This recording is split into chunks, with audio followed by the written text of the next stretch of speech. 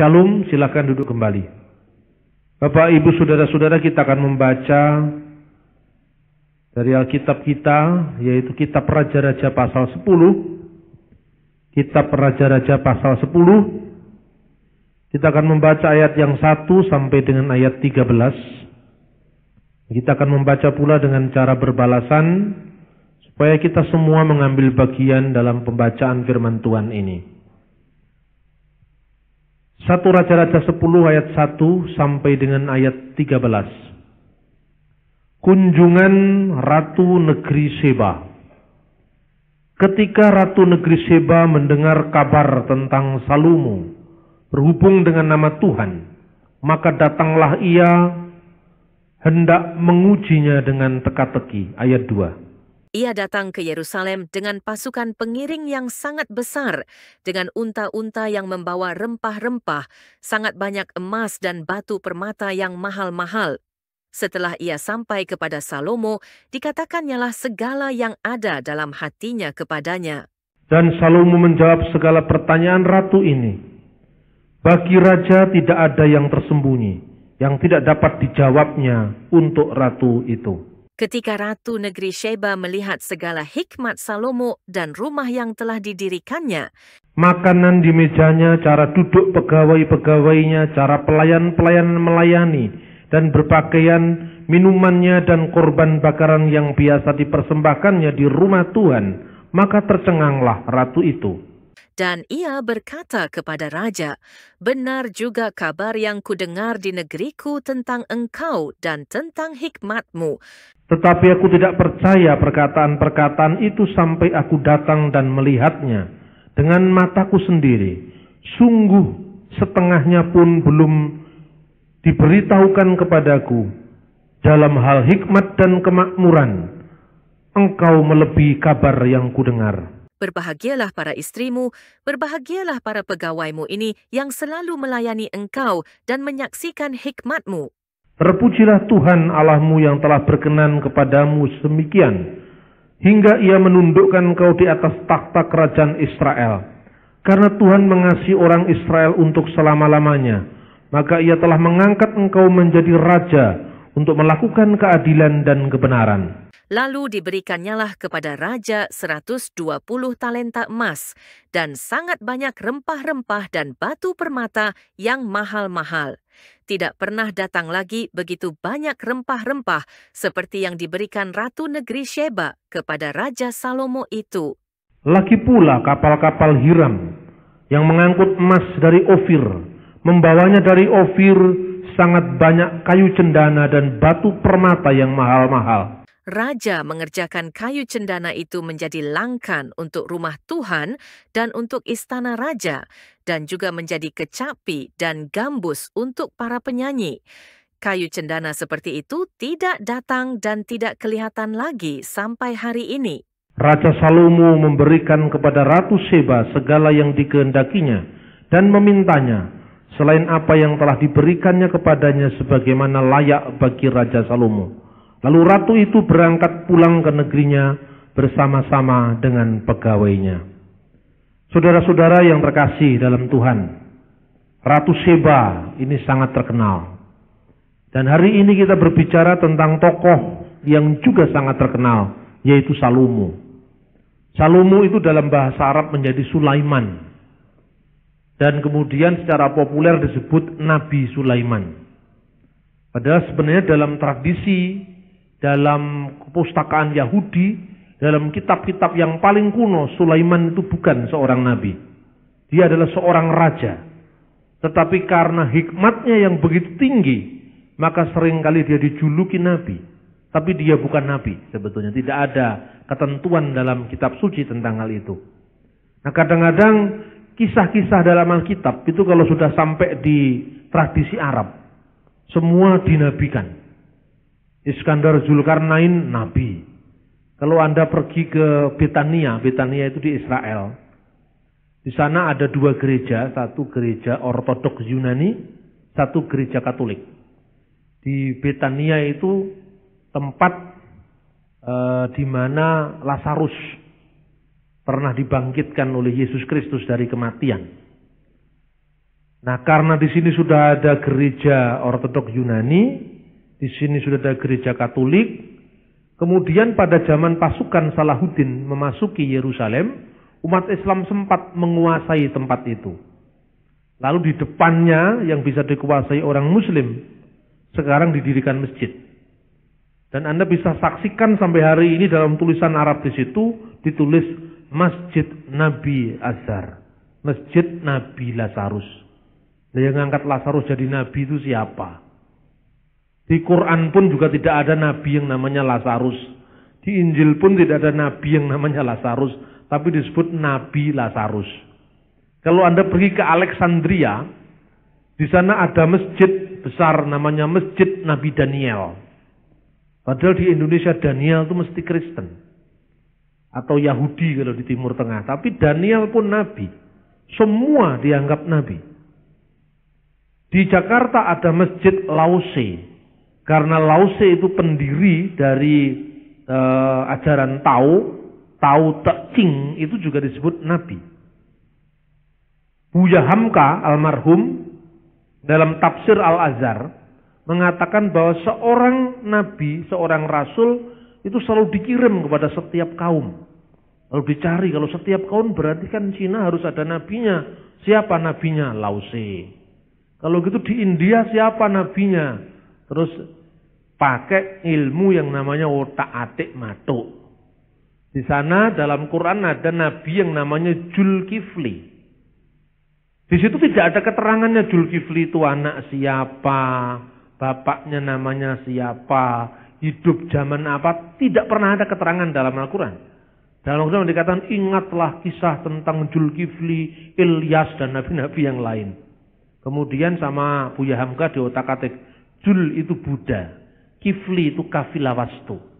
Jadi itu Siddhartha Gautama sang Buddha dari Kafilawastu. Jadi Nabi pun diakui Buddha sebagai Nabi. Nah, kemudian beberapa teolog Islam kemudian mengatakan, loh sekarang kalau Islam mengakui Nabi-Nabi sebelumnya, Musa diakui, Yesus diakui, Siddhartha diakui, kenapa kok orang Kristen tidak mau mengakui Muhammad? Ini kan tidak toleransi, tidak toleran. Terus saya jawab, loh karena Nabi Muhammad itu adanya 700 tahun sekitar kurang lebih setelah Yesus.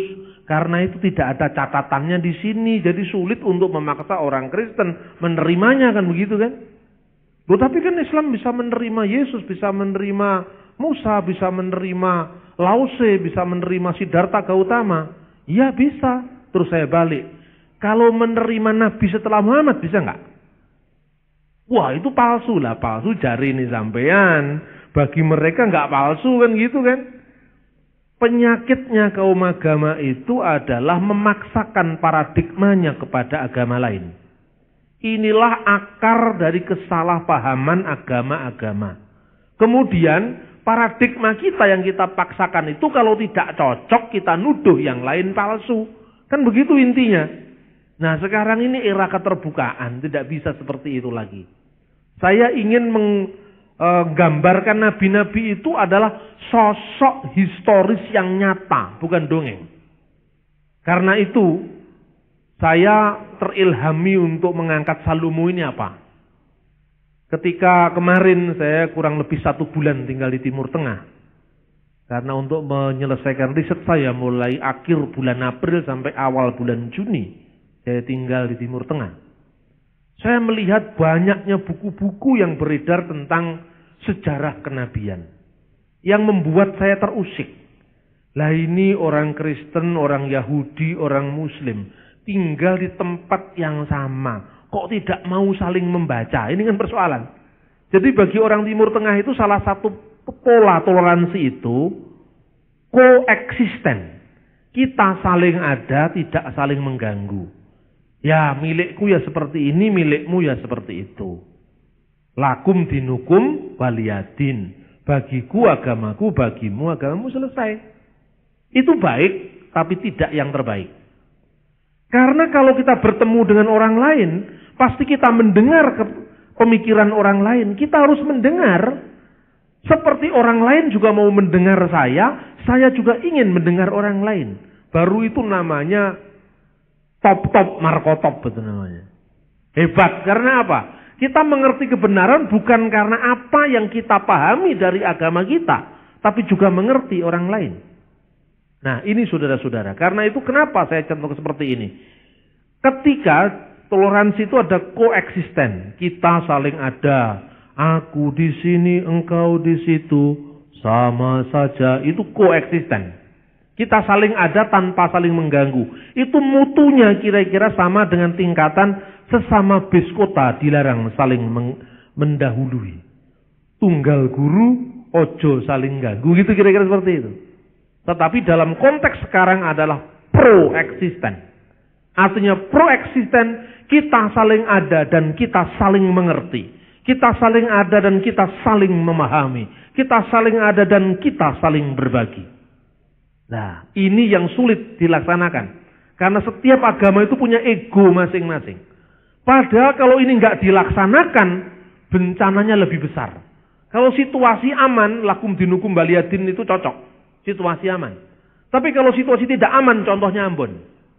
Ambon tuh ratusan tahun pela gandong, itu bisa membersatukan orang Ambon. Kristen, Ambon, Islam. Yang Islam dirikan masjid, yang Kristen bekerja untuk dirikan masjid, yang Islam, yang Kristen dirikan gereja, yang Islam bekerja untuk membantu pendirian gereja. Itu ratusan tahun.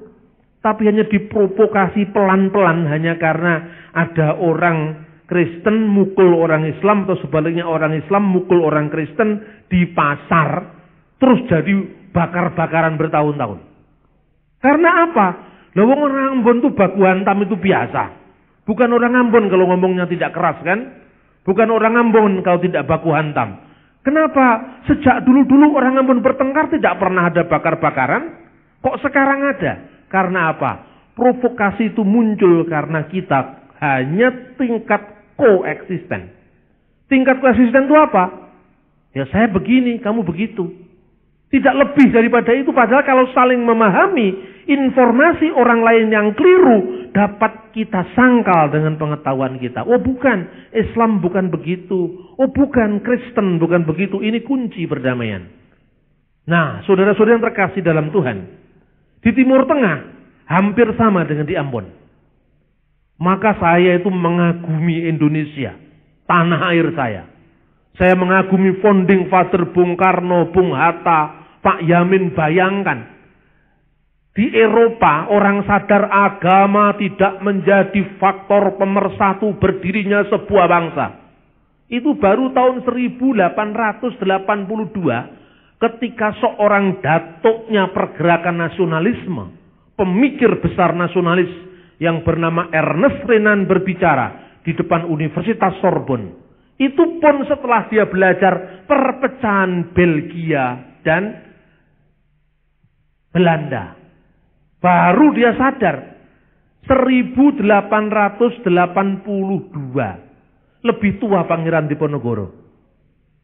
500 tahun kurang lebih sebelum peristiwa Ernest Renan yang mengilhami para founding father kita. Emputan Tular sudah bicara tentang Bhinneka Tunggal Ika 1380. Luar biasa Indonesia ini. Maka dulu Indonesia dikagumi. Indonesia itu dipuja-puja oleh forum dunia. Indonesia itu mengilhami tokoh-tokoh besar dunia. Tetapi apa yang tinggal sekarang? Indonesia pengekspor TKI terbesar. Indonesia miskin. Indonesia kumuh. Indonesia pusat terorisme.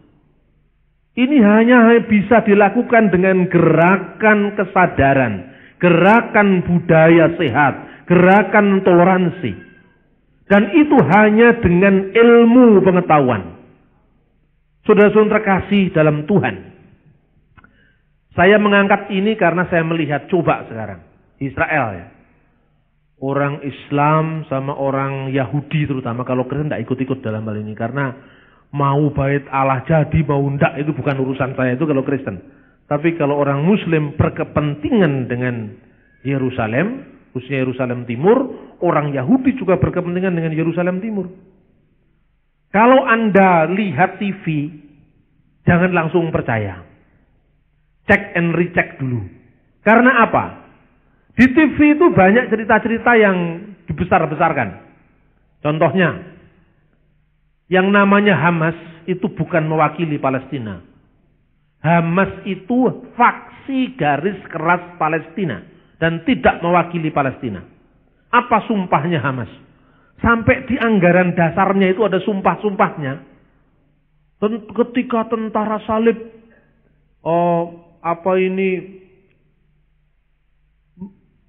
menghina Nabi Muhammad, dikatakan ketika menaklukkan Yerusalem, Muhammad banyak istri. Yang seperti itu kok masuk anggaran dasar coba? Di Indonesia aja kalau anggaran dasar seperti itu dicoret kok di Indonesia itu. Itu di sana lolos saja, berarti kita lebih cerdas dari mereka. Kan begitu. Terus ada dalam pembukaan anggaran dasarnya Hamas. Dikatakan apa? Palestina adalah tanah wakaf yang dikaruniakan Allah kepada umat Islam sampai akhir zaman. Lah apa yo iso? Ini kan nggak masuk akal loh, ya kan? Yahudi yang garis keras juga ada. Itu yang membunuh Yitzhak Rabin tahun 95 itu, bulan November tanggal 3. Karena waktu saya sedang di sana. Seharian saya tidak keluar dari hotel karena semua diblokade. Itu 1,5 meter ditembak oleh dia dan tidak menyangka kalau dia bisa menembak Yitzhak Rabin, Perdana Menterinya. Ditanya sama televisi. Kenapa Anda menembak Perdana Menteri Anda? Karena dia telah menyerahkan tanah-tanah Israel kepada orang Palestina. Tuhan yang menyuruh saya. Lah ini kan repot. Mateni wong dikongkon Gusti Allah. Ya toh? Ini yang terjadi dan ini kok diberitakan yang begini ini di Indonesia. Mestinya jangan. Gara-gara anak kita ini banyak penasaran dengan Luna Maya. Karena setiap hari isinya Luna Maya terus. Mestinya ndak usah. Ini media juga membuat situasi ini semakin keruh. Nah, saudara-saudara yang terkasih, apa dasarnya sekarang? Orang Yahudi percaya bahwa itu memang haknya karena apa? Bait Allah Salomo yang tadi kita baca, itu di situ. Betapa pentingnya bait Allah Salomo itu bagi orang Yahudi. Ini lepas daripada soal Yesus sudah datang, itu kan soal iman Kristen, ya kan? Kita mencoba memahami perasaan orang Yahudi sekalipun mereka tidak percaya dengan Yesus. Bahwa bait Allah itu begitu sentralnya bagi orang Yahudi. Sampai dulu sebelum berdirinya negara Israel, setiap doa orang Yahudi berkata, tahun depan kita bertemu di Yerusalem. Tahun depan kita bertemu di Yerusalem. Sekalipun dia tinggal di Sydney, tinggal di Belanda, tinggal di Amerika, tahun depan kita ke Yerusalem.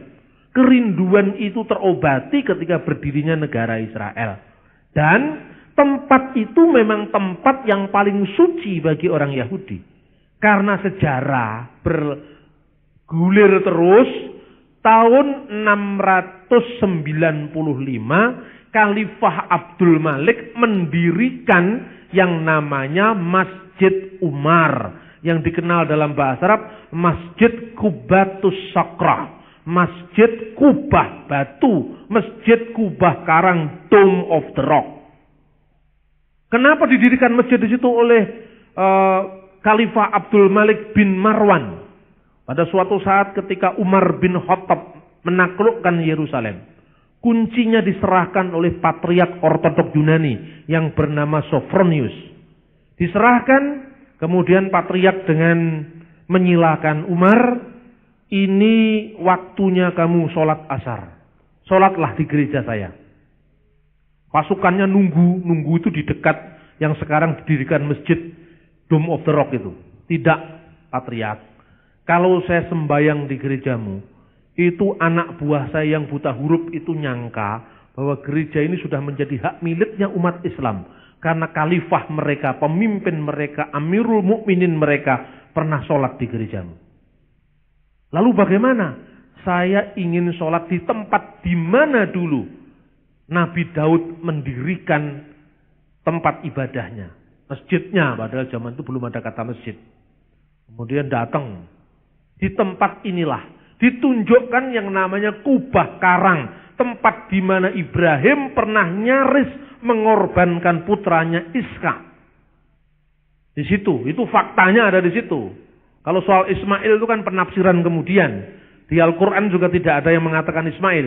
Di Al-Quran cuma mengatakan anak yang penyantun, bigulamin halim. Lalu ditafsirkan Ismail, ada hadis Nabi yang menafsirkan Ismail, ada hadis Nabi yang mengatakan Ishak. Jadi ada dua riwayat. Di Indonesia kalau Anda ingin tahu riwayat Islam yang mendukung Ishak, Anda bisa membaca buku terbitan Toha Putra Semarang, judulnya Keajaiban Jin. Itu ada bahwa yang nyaris dikorbankan Ishak bukan Ismail. Sehingga ini problem tafsir bagi orang Islam. Apapun artinya kemudian Umar sembahyang di situ. Pada saat Khalifah Abdul Malik bin Marwan datang ke situ, tempat di sini dulu Umar sembahyang, dirikanlah masjid. Berarti itu Umar memang toleransi kepada orang Kristen kan waktu itu. Nah, sejak itu ada masjid sampai hari ini. Anaknya Abdul Malik bin Marwan yaitu Al-Walid bin Abdul Malik bin Marwan tahun 715 barulah mendirikan yang namanya Masjidil Aqsa di Yerusalem. Jadi zaman Nabi Muhammad Masjidil Aqsa itu belum ada. Yang ada hanya halaman luas yang namanya Haram Asy-Syarif. Nah karena tempat katanya Cak Nur loh, masjidnya nggak ada. Nabi Muhammad meninggal tahun 635. Nah padahal masjidnya baru didirikan tahun 715. Bagaimana Cak Nur? Lalu Cak Nur mengatakan, setiap tempat di mana orang bersujud itu namanya masjid. Katanya gitu jawabannya. Nah itu soal urusannya saudara-saudara muslim. Saya hanya cerita kompleksitas Israel seperti apa. Kemudian setelah di situ sekarang ada dua masjid. Masjid Umar dengan Masjid Aqsa di situ. Di bawahnya itu tempat yang namanya Ruang Maha Kudus. Sejak tahun 1997 orang Israel menggali itu yang dikenal dengan terowongan Bait Allah. Sampai hari ini. Nah, berita yang datang di Indonesia, Israel menggali terowongan Bait Allah karena untuk menggoyahkan pondasi masjid. Apa ya seperti itu? Ini kan bahasa kecurigaan. Tidak akan ada itu ketemuan apa-apa. Loh, tidak akan ada apa?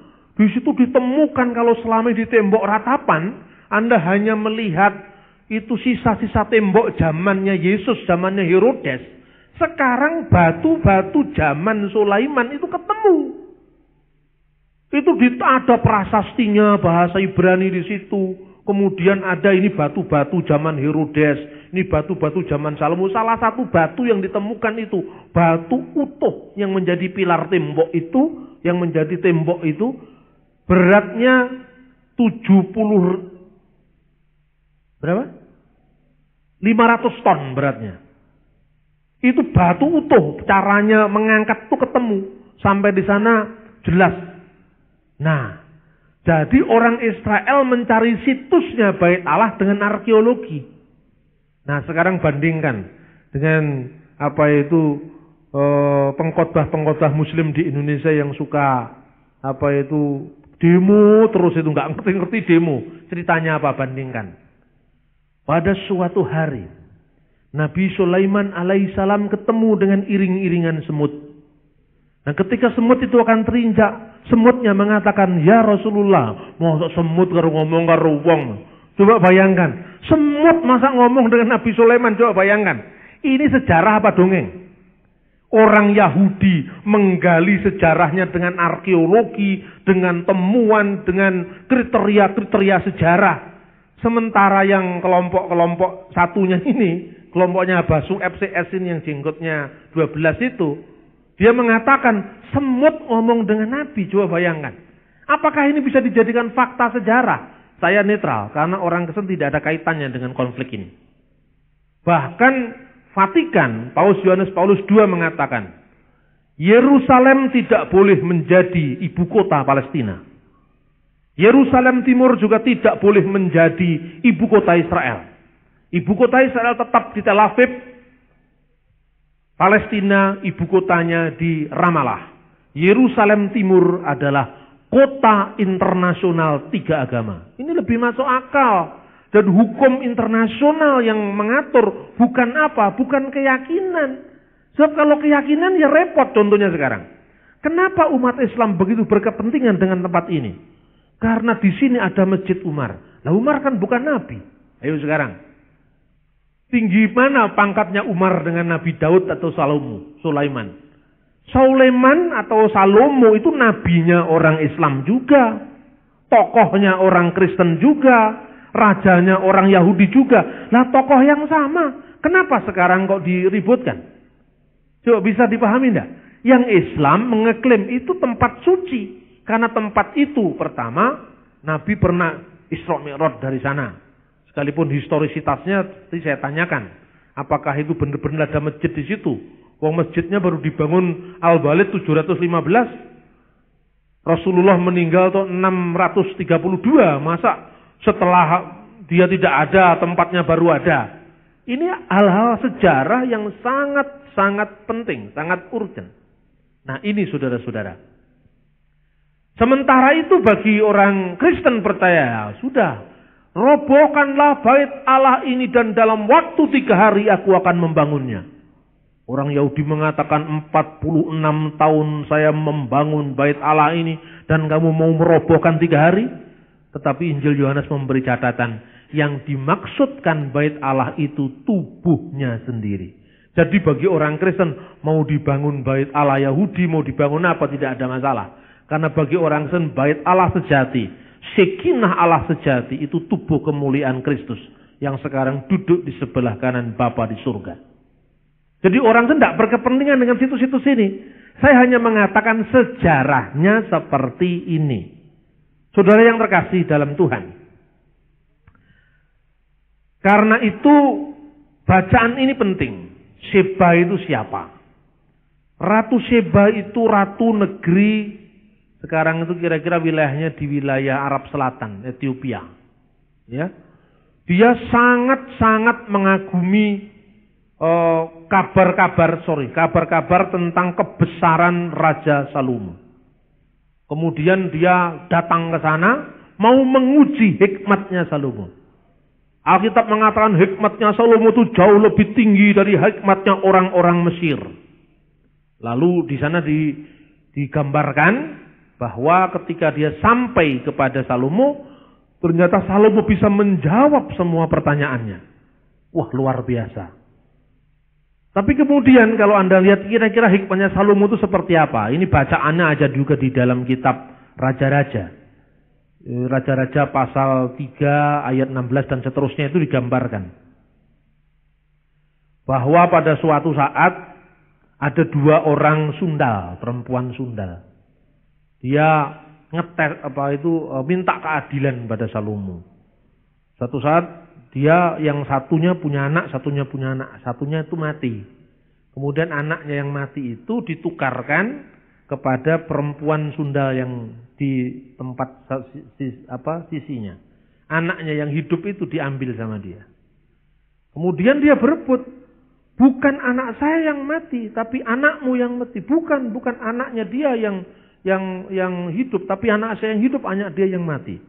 Lalu Salomo mengatakan, oke, kamu mengatakan begini, kamu mengatakan begitu. Sekarang ambil pedang. Nah, tolong bayi ini dipotong jadi 2. Supaya adil. Kamu dapat, ini dapat. Ini keadilan distributif ala Aristoteles. Nah, kemudian ibunya yang sejati tadi mengatakan jangan potong dia. Lebih baik serahkan aja kepada dia. Saya nggak tega anak itu dipotong. Satunya nggak mengatakan, yang bukan ibunya mengatakan, potong saja. Sama-sama karuan. Tiji tibeh mati siji mati kabeh. Ora oleh bagian, podo oleh bagian. Lalu Salomo mikir, nah berarti yang paling berat kalau anak ini mati, itulah ibunya sendiri. Naluri perempuan. Kalau gitu serahkan anak ini. Dialah ibunya. Banyak hikmat-hikmat Salomo yang seperti itu. Nah kemudian, dia mengakui hikmat Salomo dari Ratu Sheba ini. Dia mengatakan, bahkan yang saya dengar, itu hanya separuh dari apa yang saya lihat sekarang. Apa yang saya lihat sekarang lebih daripada apa yang saya dengar tentang Salomo itu. Lalu diberikan kepadanya 120 talenta emas. 120 talenta emas. Itu kira-kira nilainya sama dengan 41 sampai 42 ton emas talenta itu yang diberikan oleh Ratu Sheba itu. Dan sangat banyak rempah-rempah, batu permata yang mahal-mahal. Tidak pernah datang lagi begitu banyak rempah-rempah seperti yang diberikan Ratu Sheba kepada Salomo. Pertanyaan berikutnya, rempah-rempah itu asalnya dari mana coba? Waktu itu sudah ada jalur perdagangan. Laut Merah, pelabuhan Akaba sekarang ini Ezion Haber namanya. Itu kemudian ke Arab Selatan, ya. Kemudian dari Arab Selatan itu ke India, India ke Indonesia. Di dunia ini pusat rempah-rempah hanya Indonesia. India hanya punya tumbar dan bawang bombay, tetapi tidak punya merica dan pala. Itu terbesar dihasilkan dari pulau-pulau Indonesia Timur. Pertanyaannya, mungkinkah rempah-rempah yang didatangkan dari Indonesia? Lalu Ofir itu dari mana? Jadi suatu saat saya diundang berceramah di lingkungan Islam. Ketika mereka rame Israel, Palestina, saya belokkan omongannya. Ofir itu adalah Indonesia. Wah, mereka kaget semua. Biasanya mendengar Sulaiman dongeng semut iso ngomong, sekarang saya lihat faktanya apa. Mereka enggak mencekal saya, malah seneng sama saya. Pak, jangan kapok-kapok, nanti saya undang lagi. Oh ya siap, gerak. Saya bilang begitu. Karena apa? Ini penting. Saya bukan ngomong begini hanya karena nyeneng-nyenengkan orang Indonesia, tidak. Mari kita lihat faktanya. Satu, lagi pula kapal-kapal Hiram yang mengangkut emas dari Ofir, membawa dari Ofir sangat banyak kayu cendana dan batu permata yang mahal-mahal. Kayu cendana itu dari mana? Coba. Persediaan terbesar hanya ada di Asia Tenggara, khususnya Indonesia. Kemudian raja mengerjakan kayu cendana itu menjadi langkan untuk rumah Tuhan dan untuk istana raja. Luar biasa. Kita pernah menyumbangkan 900 tahun sebelum Masehi. Di bait Allah itu kayu cendana dari Indonesia. Ini mau saya tulis jadi buku loh ini. Dan akan saya jadikan sarasian kebangsaan keliling Indonesia. Ternyata bait Allah yang dibangun oleh Nabi Sulaiman, bahasa populernya kan begitu. Baitul Maqdis itu kayu cendananya dari Indonesia, emasnya dari Indonesia. Jadi Indonesia ini negeri yang sangat dicintai oleh Tuhan, kan gitu. Sambil merdeka, itu kan. Jadi orang akan melihat, wah kalau gitu kenapa saya harus mikir dongeng? Kenapa saya tidak mikir fakta sejarah? Ofir, menurut penerjemah Alkitab abad keempat Masehi, namanya Hieronymus atau Jerome, Saint Jerome. Dia menulis dalam kitab yang namanya Vulgata. Dalam Vulgata itu tidak sebanding emas dari Ofir. Diterjemahkan emas dari Ofir adalah emas dari India. Flavius Josephus, seorang ahli sejarah abad pertama, sejaman dengan Yesus, dia mengatakan Ofir adalah Ofara di India Utara. Ofir itu Ofara di India Utara. Yang lain-lain mengatakan itu ada di Somalia. Yang lain-lain mengatakan itu ada di Oman, Arab Tenggara. Tapi persoalannya, Alkitab juga mengatakan jarak untuk pergi ke sana itu hanya diperlukan waktu setahun. Sementara jarak antara Ezion Geber menuju ke Ofir digambarkan dalam Alkitab dengan bongkar pasangnya kapal itu 3 tahun. Jadi terlalu jauh, terlalu dekat kalau Oman, terlalu dekat kalau India. Yang paling mungkin yang lebih jauh dari India. Apa itu sampai 3 tahun? Kalau Anda belajar tentang pelayaran abad-abad sebelum Masehi, misalnya tulisannya, geografinya Ptolemeus yang menyebut Indonesia itu adalah pulau emas. Itu seorang penulis dari Alexandria pada abad pertama Masehi juga, abad 150 Masehi, Ptolemeus. Nah, saudara-saudara yang terkasih dalam Tuhan, kayu cendana dan juga dikatakan 2 jenis kera, itu ada di dalam kitab Tawarik. 2 jenis kera Ya kera itu juga memang banyak spesiesnya di India ada, di mana-mana ada. Tetapi kera, cendana, emas terbesar, mana dia? Ini yang menjadi masalah. Selama ini orang mengatakan Ophir itu Ovara, India Utara. Tetapi kita tanya pada sejarawan India, apakah negerimu adalah penghasil emas terbesar? Jawabannya ada di Srimad Walmiki Ramayana. Dalam Srimad Walmiki Ramayana dikatakan, ini ceritanya, kalau Ramayana versi India kan tidak sama dengan Anoman lumpat sampun. Itu Ramayana sudah dijawakan. Kalau Ramayana India namanya bukan Dewi Sinto tapi Sita. Rama itu Ram. Ragupati Raja Nara Jaram Patita Pawana Sitaram Sitaram Jaya Sitaram. Itu bahasa Sanskerta. Pemujaan kepada Rama Sita. Ketika Sita diculik oleh Rahwana, dan Rahwana itu asalnya dari negeri Sri Lanka. Langka Ngalengko Dirojo. Itu Sri Lanka. Terus kemudian orang Jawa dikatakan Ngalengko, ya kan? Terus kemudian di sana ada tempat yang namanya Bale Simhala. Kemudian dijawakan Bale Sigolo-golo. Itu kan wong Jawa. Ngarani Jabal Elkat, Jabal Lekat. Waduh, sak Jabal Lekat kok mas. Itu orang Indonesia lidahnya memang ya medok sekali. Tapi kalau lidah saya sudah internasional, Arab ya mirip, Sanskrit ya mirip gitu karena sering banyaknya keluyuran yang seperti itu. Nah saudara-saudara, ketika Anoman disuruh mencari oleh Rama, Anoman enek tenan itu bukan masalah. Itu yang penting bahwa itu karya sastra abad kedua Masehi, tahun 150. Dikatakan Rama berkata demikian pada Anoman. Yatna wanto Jawa Dwipam. Sapta Rajo Pasobitam. Suwarna Dwipa Rupya Kamanditam. Jelajahilah negeri Jawa, negeri Nusantara yang dikelilingi oleh 7 pintu gerbang yang terbuat dari emas. Suwarna Dwipa, Pulau Sumatera, tambangnya emas.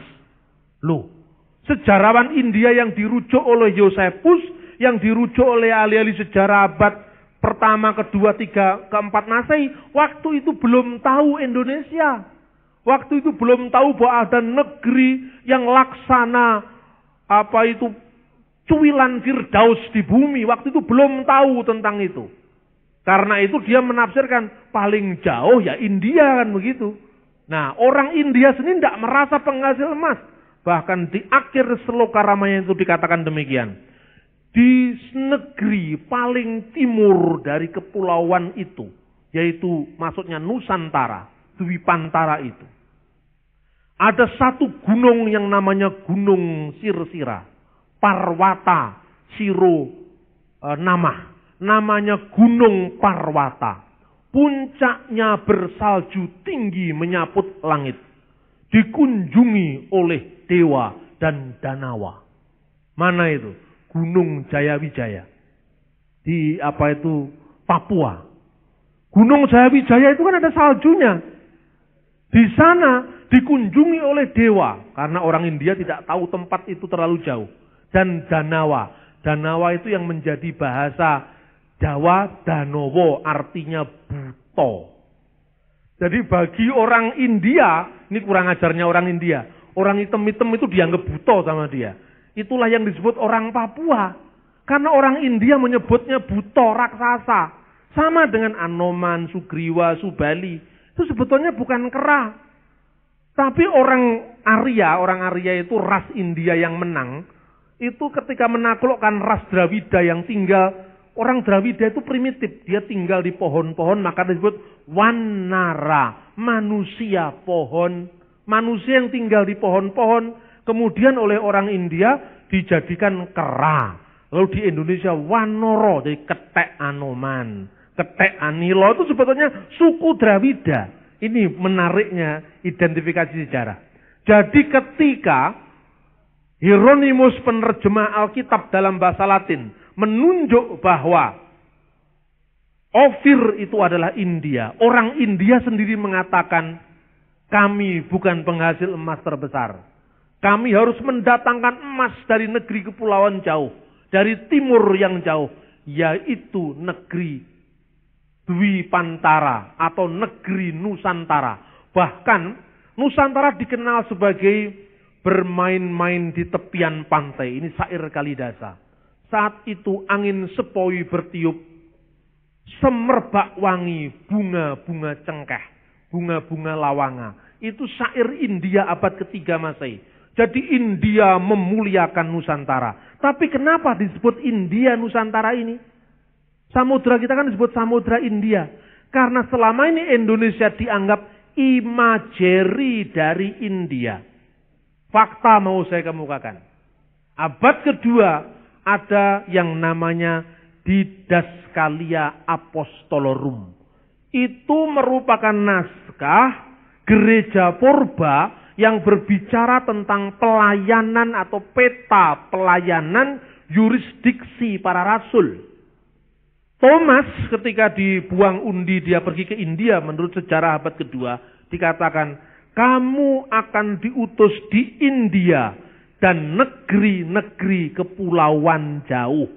Jadi tugasnya Rasul Thomas itu ke India dan negeri-negeri kepulauan jauh. Di mana negeri-negeri kepulauan jauh? Negeri-negeri kepulauan jauh itu adalah tanah Nusantara. Saya terharu membaca temuan ini. Karena itu sudah lama saya uncai dikit-dikit mulai tahun 1999. Saya mencari datanya, ketemu itu dari Benares ada buku Srimad Walmiki Ramayana. Saya pergi ke Israel ketemu Didascalia Apostolorum dalam bahasa Yunani. Saya pergi lagi ke tempat lain. Saya bertemu dengan beberapa naskah. Termasuk yang kemarin itu banyak naskah yang saya temukan. Selama saya 1 bulan tinggal di Mesir. Dan ini saya jadikan mungkin adalah sumpah Nusantara setelah Sumpah Pemuda. Agar negeri ini tetap bersatu, negeri ini juga tetap memuliakan Tuhan. Tetapi yang saya lihat dari konteks kitab suci. Orang ini tidak suka dengan Alkitab meskipun Alkitab ini sejarah. Karena dianggap Kristen. Kan begitu kan? Tetapi dengan saya tulis di forum kebangsaan, semua orang akan membaca Alkitab. Amin saudara-saudara. Bagaimana tidak? Wong ini sejarahnya begitu. Kalau perlu saya tulis teks Ibraninya. Misalnya contohnya. Deskripsi tentang kepulauan jauh menurut naskah gulungan kitab Nabi Yesaya yang berusia 2150 tahun. Ayo sekarang, sefanatik apapun pasti dia ingin lihat naskah yang usianya 2150 tahun, The Dead Sea Scroll. Di situ ada ungkapan tentang Indonesia dalam kitab Nabi Yesaya, nanti akan saya bacakan. Nah, saudara-saudara yang terkasih dalam Tuhan, apa yang menjadi menarik pada konsep Salomo ini? Pertama, Salomo tokoh sejarah. Sulaiman itu tokoh sejarah. Karena dia tokoh sejarah, dia tunduk pada hukum sejarah. Jadi bagi seorang peneliti sejarah, wahyu itu tidak berlaku. Wahyu itu lek sing percaya. Itu yang namanya Wahyu Sihombing kalau tidak percaya. Temennya Frankie Sihombing. Atau Wahyu Suhendro. Atau Wahyu Iskandar. Yang percaya wahyu-wahyu karepmu. Tapi kalau sejarah tidak boleh seperti itu. Sejarah ya sejarah, histori ya histori. Bukan harus dikaburkan dengan keyakinan. Tetapi saya ingin mengangkat teks kitab suci ini sebagai dokumen sejarah karena memang dia ditulis tahun 900 sebelum Masehi Salomo ini.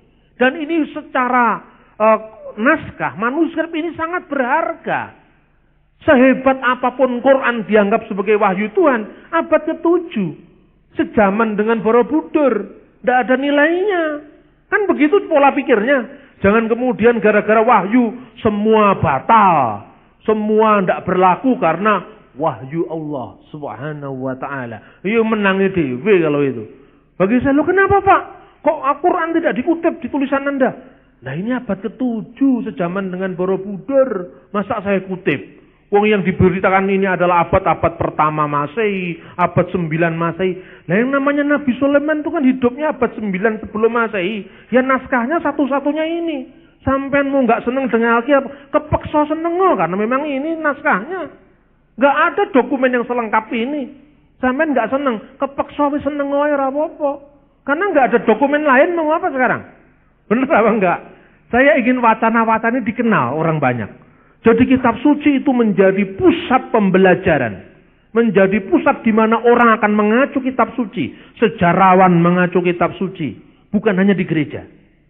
Ini gerakan yang sedang saya lancarkan sekarang. Saya yakin gerakan ini akan berhasil. Karena apa? Karena memang orang ingin tahu itu lebih besar. Tadi malam saya bicara di Parisada Buddha Nichiren Sosu. Pertemuan generasi muda Buddha Nichiren Sosu di Lamongan. Dibuka oleh Bupati Lamongan. Siang tadi saya sudah pulang karena saya pelayanan di sini.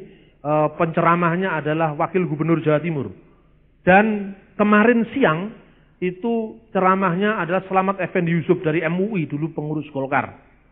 Nah saya katakan di sana tentang fakta-fakta ini. Orang Buddha, orang Islam, ya kepeksa seneng memang faktanya hanya ini kok. Mau cerita Salomo, mosok abad ke-7 cerita Salomo. Kalau cerita tentang arkeologi Saudi Arabia pada abad ke-7, Quran bisa dijadikan sumber. Tapi kalau bicara Salomo, pembangunan Baitul Maqdis, ya tidak berlaku. Yang berlaku ya kepeksa ini, Alkitab. Kowe ra seneng karepmu seneng enek meguriki kok. Kan begitu saudara-saudara. Ayo, Anda mau cerita Gajah Mada. Like or dislike, senang atau tidak senang Anda harus membaca Pararaton. Senang atau tidak senang harus membaca Negara Kertagama. Kan tidak mungkin Anda mengatakan, Narto ki wong Jawa. Bedakan antara dongeng dengan fakta. Narto ya Narto, bukan Naruto. Meskipun lagi ngetren Naruto, ojo melu sing ngetren, melu sing bener. Semua orang pakai jilbab sekarang. Ojo melu sing ngetren, melu sing bener. Indonesia bukan tempat yang berdebu seperti Timur Tengah. Kenapa pakai jilbab? Menghalau debu. Di Indonesia ada debu kok. Rambut bagus-bagus dibuntel kaya lepet. Elek itu. Bener apa enggak? Loh, orang memakai sesuatu itu kan ada alasannya, ada logikanya. Jangan ikut-ikut latah dong. Di Timur Tengah orang Kristen juga ada jilbab. Tapi jilbabnya tidak sampai rapat begini, hanya disampirkan begini saja. Kecuali karo biarawati. Hanya begini aja disampirkan. Ini kan lebih anggun. Kayak jilbabnya Ibu Nuriyah Abdurrahman Wahid. Kayak mukenanya Ibu Megawati, Bu Fatmawati kan lebih anggun. Ketimbang set. Ini. Wah, wopo itu kan. Wah, melu-melu. Bangsa Indonesia itu sukanya melu-melu. Selama kita ikut-ikutan, kita tidak pernah bisa menjadi bangsa yang besar. Saya itu mempraktekkan pribadi saya. Saya mengatakan, loh kenapa ikut? Selama kan trennya ikut-ikut ngomong Betawi-Betawi. Saya itu sudah sejak kapan di Jakarta. Saya tidak ikut ngomong Betawi. Saya itu ngomongnya ya apa adanya, Jawa Timuran. Lah kok sekarang orang pada terok-terok saya, ikut-ikut saya. Lah, itu berarti pribadi saya lebih kuat daripada pribadi yang saya pengaruhi. Kalau Anda ikut-ikut berarti Anda terpengaruh. Tetapi bagaimana sekarang kita menciptakan pribadi yang kuat agar orang terpengaruh dengan kita? Pribadi yang kuat itu pribadi yang berani mencipta, berani melawan arus apapun resikonya, tapi dengan pertimbangan yang matang. Saudara-saudara yang terkasih dalam Tuhan, sekarang sosok Salomo, tadi pagi saya berbicara tentang sosok Ibrahim. Gara-gara membaca teks salah, Pirke Eliesar, di situ dikatakan, Ani Adonai Hosetika mi Ur-Kasdim. Akulah Tuhan yang mengeluarkan engkau dari Ur-Kasdim. Firmannya kepada Abraham. Dibaca oleh Rabi Eliezer, Pirke Rabi Eliezer abad kedua. Ani Adonai Hosetika, Asher Hosetika me Ur-Kasdim. Akulah yang mengeluarkan engkau dari api Kasdim. Lah kemudian muncul cerita di dalam Midrash Rabbah Yahudi abad kedua yang sekarang ini oleh orang Yahudi sendiri gak dianggap sebagai sejarah, yang cerita Ibrahim dibong ora mempan. Lah ini sekarang mitologisasi terhadap tokoh-tokoh kenabian. Sekarang saya mau tunjukkan, pertama selain hikmat Salomo, mari kita lihat 1 Raja-Raja pasal 4 ayat 33. Apa yang tertulis di sana ini penting. Begini bunyinya. Ia bersajak tentang pohon-pohonan. Dari pohon aras yang di gunung Libanon sampai kepada hisop yang tumbuh pada dinding batu. Ia berbicara juga tentang hewan dan tentang burung-burung dan tentang binatang melata dan tentang ikan-ikan. Nah, Salomo berbicara tentang burung, bukan Salomo ngomong dengan burung. Coba teksnya. Salomo berbicara tentang pohon-pohonan, mulai pohon aras dari Lebanon sampai hisop yang tumbuh di dinding batu. Ia berbicara tentang burung-burung dan tentang binatang melata dan tentang ikan-ikan. Bukan Nabi Sulaiman ngomong dengan iwak, bukan Nabi Sulaiman ngomong dengan burung, bukan. Saya masih ingat dulu waktu saya masih kecil. Saya waktu masih kecil itu agak nakal. Nakal tapi tidak jahat. Nah, ini ceritanya. Setiap kali hari raya Idul Fitri, nenek saya mendapat tamu. Tamunya itu adalah teman dari almarhum kakek saya. Jadi setiap dia bertamu yang diceritakan Nabi aja yang diceritakan. Kadang-kadang saya ngintip di balik pintu. Dia cerita pakai bahasa Jawa. Inggih Bu, rumin menika nasik jamanipun Nabi Sulaiman. Menika Nabi Sulaiman menika mboten namung saged tata jalma kalih menungso. Lah wong Nabi Sulaiman menika saged ngendikan kalih sato kewan, ngendikan kalih manuk, ngendikan kalih lumut mawon saged. Terus saya baca tentang hewan dan tentang burung-burung. Bahkan dengan dinding batu, oh rupanya ada salah teks. Dan ternyata sumbernya saya cari. Nggak mudah loh, saya cari sumbernya. Saya belum berani ngomong kalau nggak ketemu sumbernya.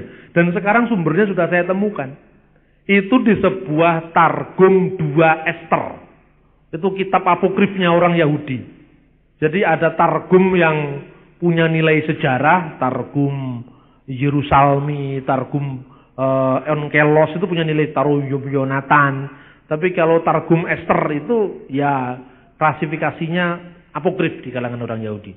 Digambarkan, nah ini dalam Targum itu mungkin karena salah membaca tentang burung-burung dibaca bicara dengan burung. Padahal dikatakan Salomo berbicara tentang burung-burung, bukan Salomo bicara dengan burung.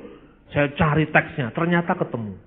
Pada suatu hari, ini menurut Targum 2 Ester ini dikatakan, Sulaiman punya pasukannya dari burung-burung. Pasukan dari burung-burung dan semua hewan itu dipanggil oleh Salomo. Dan salah satu burung yang besar, itu sering diterjemahkan dengan ayam jantan. Tapi ayam jantan itu di dalam salah satu teks dari bahasa Ethiopia disebut hud-hud. Dan itu yang masuk dalam Al-Quran, burung hud-hud. Burung yang kemudian semua sudah sowan kepada Kanjeng Nabi Sulaiman. Jadi kalau cerita ini seperti dongengnya nenek saya dulu, kabeh-kabeh ki wis sowan karo Kanjeng Nabi Sulaiman, lah hud-hud ora teko. Digoleki hud-hud, lek kowe ora teko tak beleh, katanya Nabi Sulaiman ceritanya gitu. Disembelih. Ternyata hud-hud itu atau ayam jantan besar itu tadi terbang di atas Ethiopia, di atas Sabak, Ratu Seba.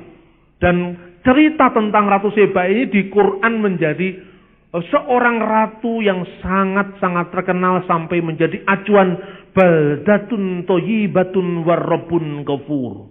Negara yang makmur dalam perkenan atau ridho Tuhan, dalam makfirah Allah, dalam makfirah Tuhan. Kemudian burung ini lihat kepada raja atau Ratu Seba itu. Lalu ketika dia mau dibeleh sama Salomo, dibelah itu sembelih. Dia datang. Dari mana kamu? Hud-hud, kira-kira seperti itu. Maaf, Baginda, saya baru keliling-keliling dunia. Dan saya melihat di sana ada sebuah kerajaan di selatan yang tidak mau tunduk kepadamu. Oke. Lalu panglimanya Salomo memanggil burung-burung itu. dan kemudian menuliskan surat di atas burung itu. Kemudian ditaruh di burung, di sayapnya burung itu, lalu burung itu terbang seperti pesawat Air Asia, burung sampai ke sana. Kemudian ketika burung itu mau turun, katanya Ratu Seba sedang menyembah laut. Nah, ini namanya juga dongeng, liting dongeng, intinya apa kan gitu kan. Kemudian lihat, di situ ada burung yang mau menjatuhkan surat. Mungkin itu utusan dari negeri lain. Jatuhlah surat itu. Dan kemudian surat itu dari Salomo, Raja Israel. Wahai penguasa negeri Seba, apakah engkau tidak menanyakan tentang kesehatanku? Apabila engkau berlaku baik terhadapku, takluk kepada kerajaanku, kamu akan kuberikan kedudukan yang tinggi setinggi-tingginya. Tapi apabila engkau tidak mau tunduk, kamu akan saya kirim pasukan. Nah, kira seperti itu. Kemudian diterimalah surat itu, dia minta pertimbangan kepada pasukannya. Bagaimana pasukan? Datang aja ke sana sambil lihat-lihat kayak apa si Salomo itu. Dia datang dengan pasukan burung-burung itu tadi. Gak tahu burung gagak ada apa enggak waktu itu. Burung Garuda mungkin juga enggak ada itu. Datang sampai di sana, kemudian waktu dia masuk ke istana Salomo, menurut Targum 2 Ester ini, ternyata singgasananya Salomo terbuat dari kaca. Lantainya terbuat dari kaca. Lalu Salomo mikir, karena Ratu Seba mikir, lalu diangkatlah kainnya. Dia jalan, Salomo tersenyum. Hai Ratu, ini bukan air, tapi ini kaca. Semakin takjublah Ratu Seba kepada Salomo. Cerita ini tidak ada di Alkitab, ini dongeng. Dan cerita ini kemudian masuk ke dunia Islam. Cerita ini juga digambarkan persis dengan cerita Targum Ester itu. Tetapi kalau dalam versi Islam, pasukannya ditambahi jin. Nah, kalau di versi Yahudi nggak ada jinnya. Ditambah jin, burung-burung, dan hud-hud tidak hadir. Persis sama intinya. Sampai ketika Sulaiman membunuh Hud-Hud datang melaporkan apa yang terjadi. Surat yang dikirimkan lewat sayap burung tadi persis juga surat Sulaiman, tapi versinya sudah ditambahi Bismillahirrahmanirrahim. Dari Sulaiman Malik atau Raja Israel kepada Ratu Bilqis. Nah, dari Sabah, bunyinya seperti itu. Tapi persis ini berasal dari dongeng Yahudi abad kedua yang namanya Targum 2 Ester. Jadi dari mana cerita Nabi Sulaiman bisa ngomong dengan manuk, bisa ngomong dengan burung? Pembacaan teks ini pertama oleh Targum dibaca salah. Berbicara tentang burung, berbicara tentang pohon. Dalam konteks apa? Untuk menulis sastra hikmat. Untuk menulis Amsal. Konteksnya ayat 29. Dan Allah memberikan kepada Salomo hikmat dan pengertian yang amat besar. Serta akal yang luas seperti dataran pasir di tepi laut. Ketika hikmat Salomo melebihi hikmat segala Bani Timur. Dan melebihi segala hikmat orang Israel. Ia lebih bijaksana daripada semua orang. Daripada Etan, dari orang Israel itu. Dan daripada Heman, Kalkol dan Darda. Dan anak-anak Mahol. Sebab itu ia mendapat nama di antara segala bangsa sekelilingnya. Ia menggubah 3.000 amsal. Dan nyanyiannya ada 1.005. Ia bersajak tentang pohon-pohon. Jadi pohon-pohon itu dalam bahasa sajak. Kalau Ebit GAD mengatakan, tanyalah pada rumput yang bergoyang. Jangan Anda tafsirkan, Ebit iso ngomong karo suket. Jangan. Ini sejarah dengan dongeng harus bisa dibedakan lah. Coba. Kalau kita memahami agama seperti ini kan luar biasa. Tapi kalau memahami agama kaya dongeng, wis aku rasa percaya karo agama ora paten. Kecerdasan kita, otak kita, hikmat kita tidak bisa diperbodoh dengan yang namanya fanatisme agama, tahayul agama. Karena itu harus dikonstruksi kembali sesuai dengan sejarah. Ini pemikiran-pemikiran baru yang mungkin orang tidak pernah mikir. Sebab kalau orang sudah ngomong kitab suci, orang wani melebu. Kalau saya berani aja lah, udahlah. Nanti nggak apa-apa. Yang penting kita nggak pernah menyakiti orang. Saya ngomong fakta. Saya percaya orang yang lebih ingin tahu, orang yang pikirannya cerdas ingin tahu, akan mengalahkan ketidaksukaannya pada saya. Saya percaya itu. Karena sudah saya praktekkan di mana-mana. Saya tidak dijauhi, saya tidak dicekal, saya tidak dimusuhi, saya tidak dikejar-kejar, tapi saya malah dipanggil-panggil. Karena apa? Rasa ingin tahu manusia akan kebenaran itu jauh lebih penting ketimbang tahayul-tahayul yang dia simpan. Tahayul-tahayul yang dia kembangkan, yang dia ceritakan. Dan bangsa yang besar adalah bangsa yang bangkit dari ketakhayulan. Bangsa yang besar adalah bangsa yang cerdas. Seperti yang dikatakan dalam Alkitab tadi. Dan pengertian yang amat besar. Serta akal yang luas seperti dataran pasir di tepi laut. Nah kan luar biasa. Jadi ketemu sekarang sumbernya. Salomo bisa ngomong karo tekek. Salomo bisa ngomong karo cecak.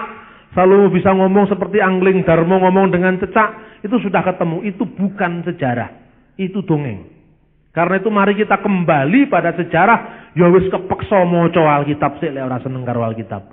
Karena memang ini faktanya. Satu-satunya naskah yang paling kuno yang berbicara dengan tokoh-tokoh yang sekarang dipersoalkan, tokoh-tokoh yang sekarang dihebohkan dalam kasus Palestina, yang dihebohkan dalam kasus Bait Allah, yang dihebohkan dalam kasus Yerusalem Timur. Ini satu-satunya sumber tertua. Yo mung iki, hanya ini. Seneng ora seneng ya enek iki mau apa? Kan akhirnya seneng juga. Sambil saya mengatakan begitu, saya katakan tugas saya sudah selesai. Yang lain terserah pada Tuhan. Yang terakhir, saya ketika menulis buku religi dan religiositas Bung Karno, bukunya ada di belakang. Anda bisa beli. Waktu itu saya didukung oleh Presiden Gus Dur. Tetapi ketika draft buku itu jadi, saya diminta oleh seorang rekan namanya Ibu Amanda dari Masyarakat Dialog Antaragama. Dia mengatakan, dia panggil saya Mas Bambang. Mas, apa tidak sebaiknya Anda cek and recheck lagi dari tokoh-tokoh dekat Bung Karno? Saya bilang, sudah Mbak. Apa itu? Mr. Nakajima dari Jepang. Saya 3 kali ke Jepang untuk dalam rangka nulis buku ini. Kemudian keluarga Bung Karno, khususnya keluarga yang di PDI Perjuangan, Mas Guru dan sebagainya. Tapi satu yang belum, Ibu Hartini. Karena dia juga sangat penting mengetahui banyak tentang Bung Karno. Yang memang luar biasa informasi beliau. Saya diantar oleh Ibu Amanda ini. Dan kemudian saya ketemu dengan anaknya Ibu Hartini sebelum dia menikah dengan Bung Karno. Dengan almarhum Pak Sukoco. Kemudian namanya Ibu Ndari. Dia cerita, ibu biasanya tidak mau diganggu. Tetapi saat Anda telepon berbicara tentang Bung Karno, dan yang dibicarakan bukan sisi politiknya, bukan nasakomnya, tapi yang diceritakan adalah religinya Bung Karno. Beliau meneteskan air mata. Saya datang sowan beliau, saya dipegang seperti dia memegang anaknya. Saya tidak pernah ketemu orang muda yang peduli dengan hal seperti ini. Dia nangis. Terpaksa saya tidak menanya dulu sampai dia berhenti air matanya. Dan dia banyak bicara dalam bahasa Belanda. Bahasa yang tidak saya pahami. Waduh, mati saya. Saya hanya baru belajar bahasa Belanda 1 semester ketika masuk Fakultas Hukum. Waktu itu di Fakultas Hukum masih ada bahasa Belanda. Sekarang karena dosen-dosen bahasa Belanda sudah mati semua. Tidak ada sekarang di Fakultas Hukum bahasa Belanda. Jadi saya hanya nangkap, untungnya seorang teman membawa tape recorder. Salah satu yang dikutip oleh Ibu Hartini yang dikatakan Bung Karno. Bung Karno selalu mengatakan pada saya, kita harus dekat pada alam. Saya kalau pagi tidak pernah pakai sepatu. Karena supaya saya bersentuhan langsung dengan bumi. Kita ini asalnya dari tanah. Kenapa kita tidak suka dengan tanah? Kenapa paling takut kotor? Padahal kita asalnya dari yang kotor itu, kata Bung Karno. Terus Ibu Hartini, kamu sudah membaca The Spreuken of Solomon. Spreuken van Salomo. Itu Amsal Salomo, Spreuken van Salomo. Apa yang ditulis di sana?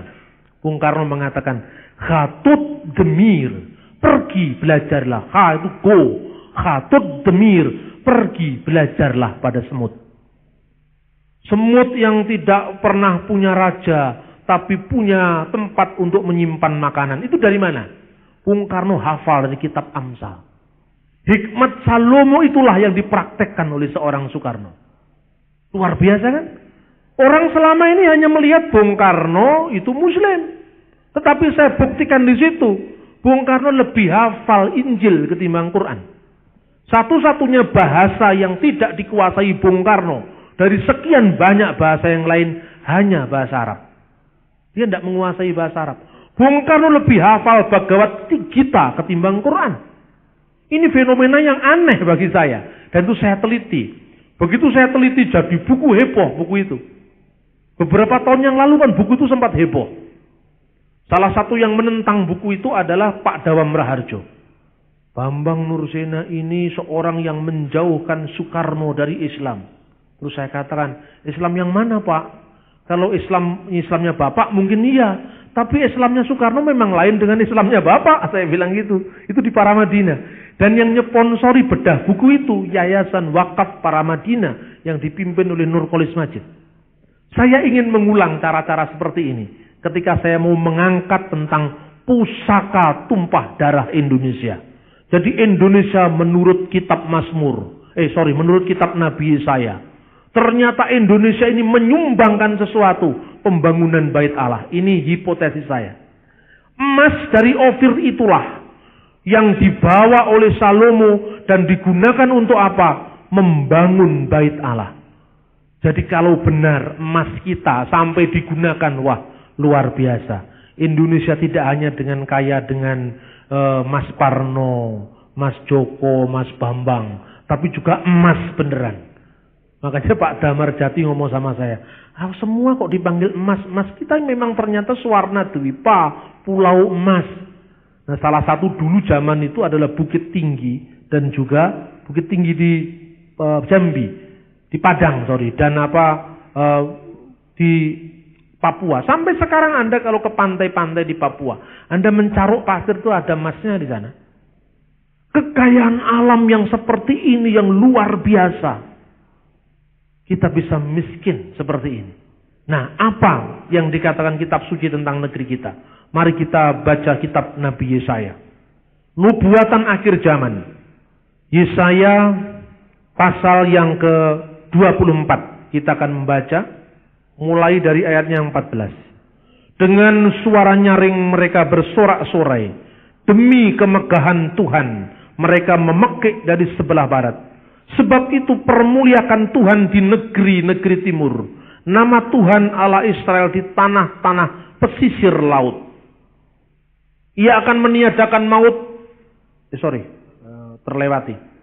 Dari ujung-ujung bumi kami dengar nyanyian pujian. Hormat bagi yang maha adil. Tetapi aku berkata, kurus merana aku. Celakalah aku sebab para penggarong menggarong. Ya, terus-menerus mereka melakukan penggarongannya. Nah, apa mungkin ini bicara tentang Indonesia? Wallahu alam. Tetapi saya meyakini bahwa negeri timur ini ada kaitannya dengan Indonesia. Yang disebut tanah-tanah pesisir laut selama ini dianggap Assyria. Tapi Assyria hanya memiliki 1-2 pulau. Indonesia memiliki ribuan pulau besar dan kecil. Indonesia daerah yang memiliki pantai terluas di dunia. Dan ujung-ujung dunia tidak mungkin Assyria di Irak. Maka sekarang baru ada seorang penulis di Israel yang menulis From Jerusalem to Papua. Dia meyakini bahwa ujung bumi yang ditulis dalam Alkitab adalah Papua. Nah, luar biasa. Gerakan-gerakan sekarang ini semakin hari semakin mendekatkan antara kitab suci dan Indonesia, antara Israel dan Indonesia. Saya berbicara tentang ini bukan mengada-ada, tetapi saya melakukan riset. Terakhir pasal 60, kitab yang sama, kitab Nabi Yesaya. Selalu Indonesia dikaitkan dengan Arab. Karena memang dari Israel ke negeri timur jauh itu harus lewat Ezion Gafer. Dan itu tempatnya memang di Laut Merah sekarang. Kita akan membaca dari teks Yesaya pasal 60, itu yang berbicara tentang nubuatan kemuliaan Sion yang akan datang. Pertama kita akan membaca pada ayat 6. Sejumlah besar onta akan menutupi daerahmu, onta-onta muda dari Midian dan Eva. Mereka semua datang dari Seba, kaitannya dengan Ratu Seba tadi, dan membawa emas dan kemenyan, serta memberitakan perbuatan masyhur Tuhan. Segala kambing domba Kedar dan berhimpun kepadamu. Domba-domba jantan Nebayot tersedia untuk ibadahmu. Semuanya akan dipersembahkan di atas mezbahku sebagai korban yang berkenan kepadaku. Dan aku akan menyeramakan rumah keagunganku. Ayat 8. Siapakah mereka ini yang melayang seperti awan dan seperti burung merpati ke pintu kandangnya? Sungguh akulah yang dinanti-nantikan pulau-pulau yang jauh. Kapal-kapal Tarsis berlayar di depan untuk membawa anak-anakmu laki-laki dari jauh. Perak dan emasnya dibawa serta untuk nama Tuhan Allahmu dan oleh karena yang Maha Kudus Allah Israel, sebab Ia mengagungkan engkau. Orang-orang asing itu membangun tembok Yerusalem, membawa emasnya dari pulau-pulau yang jauh. Dari deskripsi sejarah pulau-pulau yang jauh menurut dokumen abad kedua, Ptolemeus dari Alexandria, kemudian Plato, seorang filosof yang terkenal, dalam bukunya Kriteas berbicara tentang Atlantik yang hilang, yang deskripsinya mirip dengan Katulistiwa. Semua itu membayangkan bahwa negeri ini pernah agung di masa lampau. Dan Alkitab yang membaca pada akhirnya, pada eskatologi, pada akhir zaman, Indonesia dilibatkan dalam sejarah keselamatan. Ini bukan kebetulan. Maka sekarang pergerakan Injil telah meninggalkan Eropa dan memasuki Asia. Ini bukan kebetulan bahwa di Eropa Injil tidak lagi menjadi sesuatu yang mengilhami, memberikan spirit kepada orang Eropa. Sekarang pusatnya di Asia. Ini yang kemarin saya sampaikan dalam sebuah seminar di Thailand, di Evangelistic Bangkok Evangelistic Ministry. Saya sampaikan ini dan saya mengatakan kita harus melayani negeri ini mulai dari Thailand Selatan sampai negeri sebelah selatan, yaitu Indonesia. Karena negeri ini saya yakin akan menjadi pusat bagi evangelisasi, pusat nama Tuhan dan kebenaran akan diwartakan dari sini. Ada banyak fakta yang tidak bisa saya jelaskan, tetapi ke depan saya yakin, saya beriman bahwa Indonesia akan luar biasa. Indonesia bagi kemuliaan Tuhan. Indonesia akan dipakai Tuhan. Apa? Sumber dayanya apa? Kita punya penduduk cukup besar. Kalau penduduk Cina, mereka tidak banyak peduli dengan agama. Orang Indonesia penduduk yang paling peduli dengan religiositas. Orang penduduk yang degup dadanya diisi dengan relung-relung kesadaran tentang adanya Tuhan, kata Bung Karno. Itulah Indonesia. Betapa hebatnya kalau Indonesia menjadi pusat bagi pewartaan kabar baik ke seluruh dunia. Karena itu apa? Catatan yang pertama, jangan lagi mengekor pada orang lain. Jangan lagi mengikut paradigma londo dingdong. Jangan lagi mengikut paradigma orang barat. Kembali ke jati dirimu. Tuhan akan memakai negeri ini. Tuhan akan membuat negeri ini hebat. Tuhan akan memulihkan negeri ini. Dan Tuhan akan membuat negeri ini menjadi pusat yang mewartakan kemuliaan nama Tuhan. Amin.